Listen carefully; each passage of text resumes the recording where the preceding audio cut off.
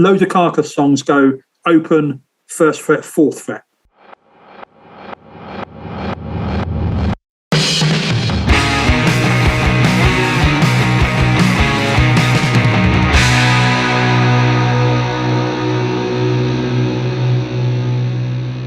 Hello, Tom. Hello. How are you?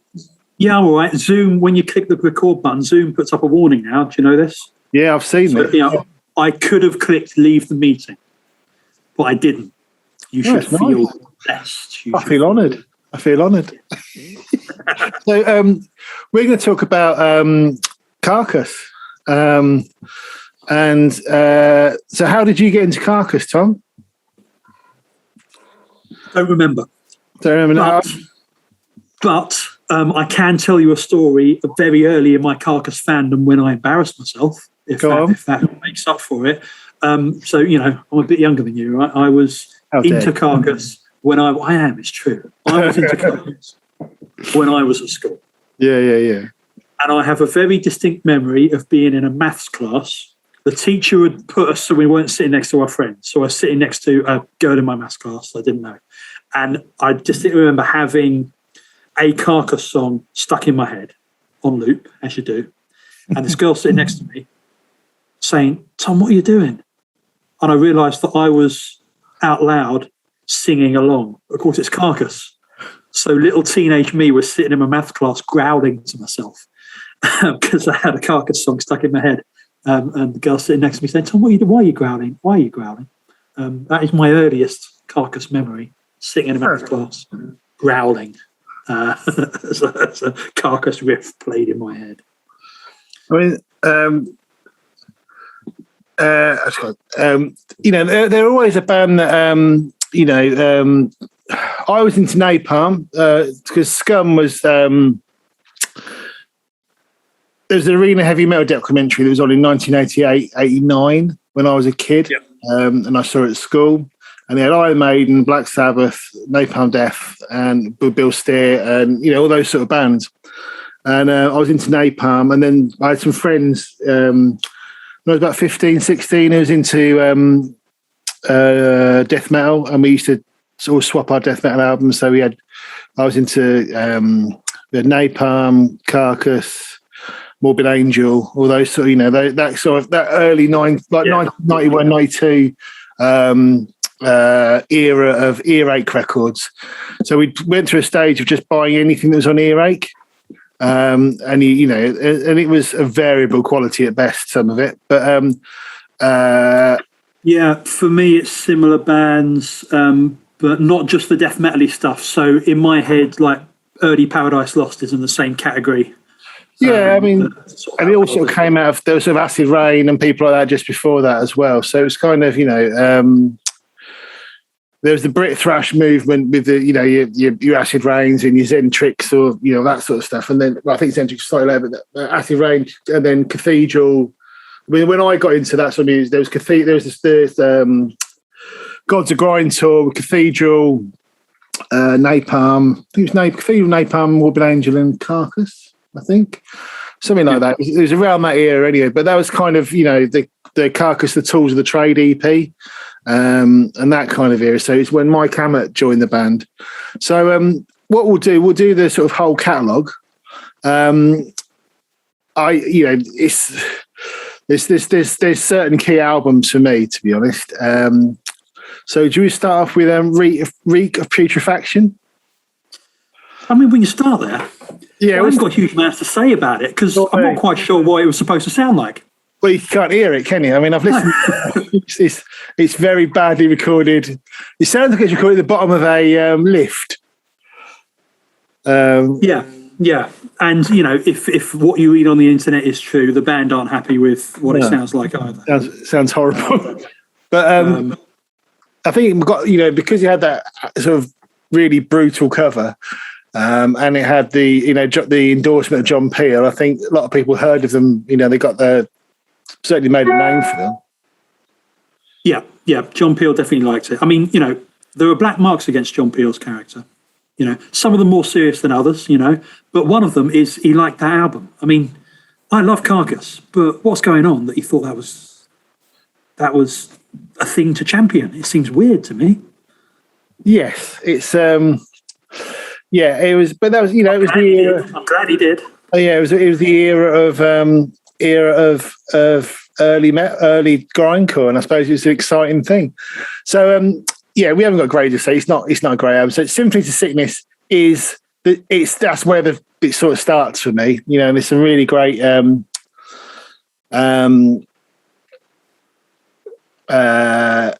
you can start to hear the Carcass melodic sound coming through. There's little bits of melody there. There's little bits of half-time riffing. It's not just the total noise. What would you say about Symphonies of Sickness? It's where the proper riffs are actually audible. It's where I suppose the humour and the attitude you get in the first album as well. But the sort of the early Carcass blueprint is there, isn't it? You've got the gory, ridiculous zombie film lyrics and song titles. All the medical stuff. Yes. So it's kind of the start. It's not an album I particularly dig into very often. I like it, but teenage me liked it a lot. But it's got some happy memories. So really, for me, where it really starts is Necroticism, which I think is probably in my top 10 metal albums of all time. I love it. I think it's one of my favourite records ever. I think, from melodic... Time hasn't finished yet, Matt. Time has... How do you know it's the top 10 of all time? Well, wait until time so far. Top 10 so far, because, it's got those really melodic guitar solos and melodies, and the songwriting's really strong. It sort of sounds like a death metal Megadeth, but it's got this that kind of quality of the whittled guitar playing, but done really melodically. The chord progressions are really good. I mean, what's your favourite one on this, Tom? I don't know about favourite one. I go back and forth. Sometimes it's Corporal Jigsaw Quandary. A lot of the time it's Carnius Cacophony. I remember that right? Yeah. The one that's got Death, There's No Escape. Yeah. That riff. So whatever the song that is. There's so many riffs on there that and there's so many riffs on there that other bands would have made a career out of, and they just used for like 4 bars. And there's so much imagination on there. Incarnating Soulful Abuse is the one for me. The second guitar solo with the descending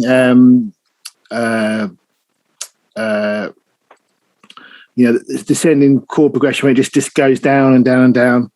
And Mike Hammett plays this really melodic lead over it. It's Bill Steer's chord progression, and I think Mike Hammett only played leads on this as far as I remember. This and Heartwork as well. Same as well. So I mean, melodically, there's so much going on here. It's just both those 2 guitar players, just unbelievable. Pedigree Butchery, I love.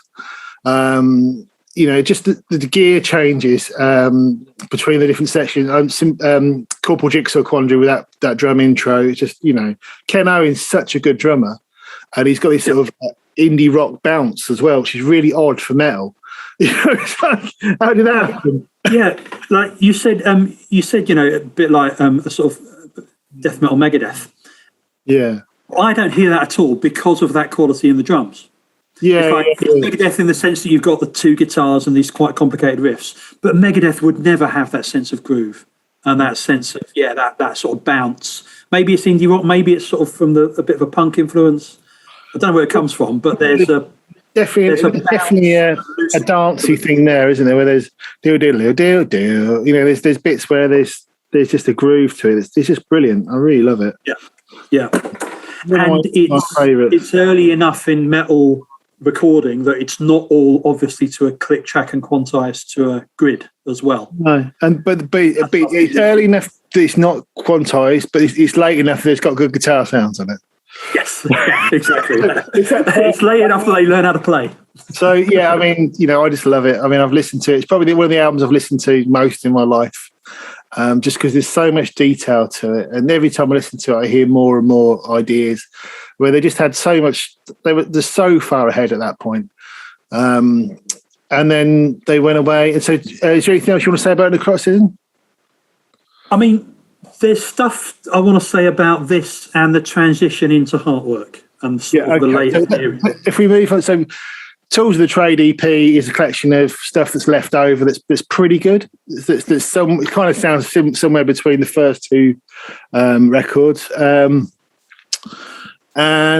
then you go into Heartwork, where it's I think that's got a kind of a Megadeth sort of feel as well. But that was a weird time for metal when Heartwork came, because that was the era of the Black Album. Megadeth went really slow. Everyone was slowing down, weren't they? The real sort of speed, apart from like the obituaries and stuff. But a lot of the bands were slowing down, weren't they? Bands were slowing down, and for a brief period, record companies thought there was money in metal. Yeah, I mean, I have to say that I was very disappointed when I first heard Heartwork. Really? Because it's just like, it's just slow. That's interesting. See, Heartwork is what I heard first. Really? Yeah. So this is this is the age thing, right? Heartwork is the one that I heard first, and then I worked backwards from there. Right. So I think now Necroticism is also my favourite. But this is where I started. This is where my Carcass journey started. So, yeah, I can hear the people who heard the early stuff saying, oh, it's a bit more commercial, it's a bit more pop song structure, it's a bit more listenable, it's a bit slower, they've lost something. But for me, I hadn't heard the stuff before. So I didn't get that sense of disappointment. So for me, it's like, this was amazing. It was just like when I heard No Love Lost, it's like, this is just plodding. I couldn't get excited. I mean, so there's some great tracks on it, but the title track's brilliant. That's one of their best songs. But it just seems like, why are they so slow? Why are they so slow? So I could talk about this one for ages. So I did a music degree, right? And I figured out when doing my music degree that none of the course tutors knew anything about rock or heavy metal. Right. So if I talked about it in a way that used long words, I would get good marks.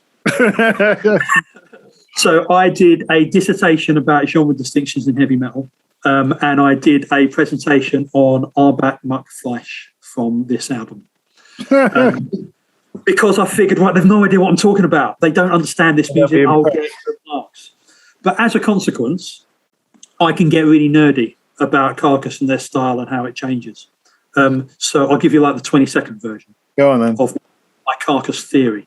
And my heavy metal theory in general, which is this. There is a spectrum of heavy. Yeah. At one end, you got the stuff that's hard rock, but not that heavy, like maybe your Thin Lizzies or your Led Zeppelins. Then you got the stuff where it starts getting heavy with Black Sabbath, because they've got that tritone on the Black Sabbath song, that rhythm, dun, dun, emphasizing that. And the guitars get more distorted and the guitars get deeper and the singers get more shouty. And as time goes on, to be heavy, you do all that stuff with the sound to make it heavier, louder, more aggressive. And you do stuff with the harmony. You use more chromatic riffs, you use weirder modes. So like there's altered scale stuff and there's augmented scale stuff. So, loads of Carcass songs go open, 1st fret, 4th fret. Yeah. And that is not something that Metallica are doing. That is not something that Megadeth are doing, because that's proper, that sounds weird, that sounds distorted, that sounds... Yeah. It sounds evil. Slayer might do it, but they don't often. So like, it's that thing. And then when you get to Heartwork, they're doing that, but there's also things like Mortal Coil, where like if you tune the guitars up, it's almost an Iron Maiden song. Yeah. It was there's definitely a new wave of British heavy metal. I spoke to Bill Steele once about this, and he's into a lot of Angel Witch. He played an Angel Witch, and he likes like the Sweet and things like that. He likes 70s rock and harmony guitars. Yeah. That's where he's coming from. 70s rock mixed with sort of like Discharge and stuff that he was into when he was a kid. Yeah. Like Repulsion and bands like that. And so it's kind of a mixture of those two things. So that's where you get, it's quite an unusual sound. It's quite a groovy sort of sound, isn't it? Groovy. It's got bits where you've got that real mixture of those. We're using the weird heavy metal notes, but then we've got a bit where there's bits where the guitar backing is arpeggioed chords. They're putting the third into the chords and stuff like that. And like there's riffs that you could play nicely on an acoustic guitar on Heartwork that they've got the distortion turned up on and all that sort of stuff, which I think is definitely. I think there's. Sorry, go on. Just this bit's proper songwriting, isn't it? And it's like, even Heartwork goes up at the end like a proper pop song, doesn't it? Yes, it doesn't actually change key, but it's got that that delay before the chorus. It's this close to steps. Yeah. I've got one more thing I think to say about Carcass, about Heartwork, which is the lyrics. Yeah. Because everything up until now has been the medical tongue in cheek. It's been the medical stuff. It's obviously, we're not taking this too seriously. But then suddenly on Heartwork, they've got a song where Arbeit macht Fleisch, the lyrics are like the verses are all about horrible war machines grinding up bodies, and the chorus is quoting Winston Churchill. Yeah. You've got Death Certificate, which is about the bureaucracy of death. You've got a song about love and how that's hopeless.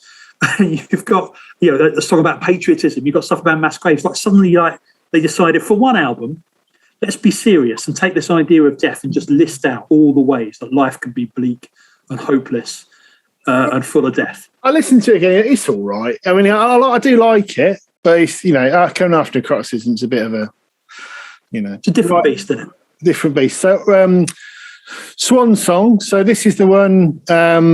I think it came out after they split up. I bought it. I still bought it out. I bought it out of loyalty more than excitement. And they got paid for it twice. Yeah, they were signed to Sony and Earache, weren't they? So I don't really like it. I just think it's a bit dull, to be honest. I've really interesting. I mean, I don't think I like it so much. I think there's a few good riffs, a few good tracks. There's a few good riffs. It feels a bit uninspired. It sounds like they're a bit bored of it. Yeah. It sounds like they've had enough. Yeah. Although reading stuff that they've said about it, I'm not sure that's necessarily the case. Right. I think I've got the impression at least some of them are pretty proud of it. What I think's interesting about it, even if I'm not hugely excited about it, is it sounds like a heavy metal Thin Lizzy to me. Yeah, it's definitely got that in there. Yeah, definitely. Yeah. Whereas I reckon the stuff that we're about to come on to after where they've reformed, they've got a better balance of the extreme metal stuff and the we're Thin Lizzy fans stuff. So they did Swan Song. They split up. I mean, basically, Sony signed them thinking they were going to. There was a brief period of the time where people thought grindcore was going to be the next Seattle or something like strange like that, and everyone was getting signed to Sony. Cathedral got signed to Sony, and they're not a grindcore band, but they're that kind of band. They're a kind of extreme metal band. There was that kind of brief gold rush. Didn't happen. They got dropped. Or they left. I can't remember what it was. So they moved to, and then they split up basically. Ken Owen got really ill, which is tragic because I love Ken Owen's drummer. I think he's brilliant, absolutely brilliant drummer. And then they just, this was sometime after that, but they basically had a long period where they didn't do anything until 2013, wasn't it? I think before that they came together and did some reunion shows with Mike Hammett, didn't they? I think that's right. Yeah. With I missed those. I did some from Mike Hammett's band, I think. Mike Hammett's played Arch Enemy, but did a cover of Incarnated Solvent Abuse, which illustrates why Carcass was so good. Because it's still a pretty good song, but it doesn't groove because it hasn't got Ken Owen. And Ken Owen's fantastic. They reformed Surgical Steel. I quite like Surgical Steel. I think it's a fantastic comeback album, for a band that wasn't about for a while. I really rate it. Me too. I think there's some fantastic songs on this. And also just the fact that it was a reunion. Like my feelings about the album are all tied in with going to see them at, I can't remember the name of the festival in, I think it was Leeds Uni was the venue. I know the one. I can't remember the name of the festival. But it's all tied with going to see him there and then going to see him with the Underworld at the same time as well. Which is the first time I've seen Carcass live. So the reunion album, yes, it's really good, but also I got to see them live for the first time. So I love it regardless of, my appreciation of the album is tied up with the experience as well. I think there's some great songs on it though. Right, and then just I think it's very good comeback album. So then we're going to go on to finally. There was an EP which I haven't got actually. I've got Despicable EP, Living Dead in the Manchester Mall. That's pretty good. That's more Under the Scalpel Blade. That's a good tune. And then so we're on to the final one, which is Torn Arteries. Not to overrush these. I mean, I do like the comeback stuff, but I think this one is much better. I think this is Necroticism standard Torn Arteries. I think it's melodic, powerful. Oh, I love it. Absolutely love it. I don't know it well enough to say whether I agree with you. It's so good. So far, yeah. I mean, it's got Bill Steer. Bill Steer is one of these guitarists who knows how to pick the right notes. And his pedal board's embarrassing because his pedal board is a fuzz and I think a tuner. He's not using hardly any effects at all. But he knows how to pick the right notes. And he's brilliant. Jeff Walker's words are really good. The drumming's back to the Ken Owen standard. So all in all, fantastic stuff. And I really love it. And I can't recommend it enough. I got hairs in my arm go. I just loved it. I think it's just a return. There's one really long song called Flesh Ripping Sonic Torment Limited, which has got a really proggy bit in the middle. And it's got this really nice chords with him playing the solo over it. He's just hitting these really nice harmonic minory notes. It's just like, bloody hell. What a clever man. He's such a clever man. He does not get the props as a guitar player, but I think he should. I'd happily, I'm not interested in top tens and, best ever stuff. But for me, he should be in the conversation when you're talking about best guitar players. When you're talking about, if you're listening to this and you like your British blues guitar playing, but you've never gone near extreme metal because you don't like the vocals or something, you've missed out on one of the best guitar players in that style. Because Bill Steer, absolutely picks the magic notes. He picks the magic notes. It's very, very, very hard to play that style and not make me cringe. But he plays that style in a way that's just so wonderful. He just hits the magic notes all the time. He's a clever, clever man. The phrasing's brilliant. But yeah, so all in all, what Carcass? Are you going to go and see them when they tour again? If I can, I will. Yeah, absolutely. Yeah, me too.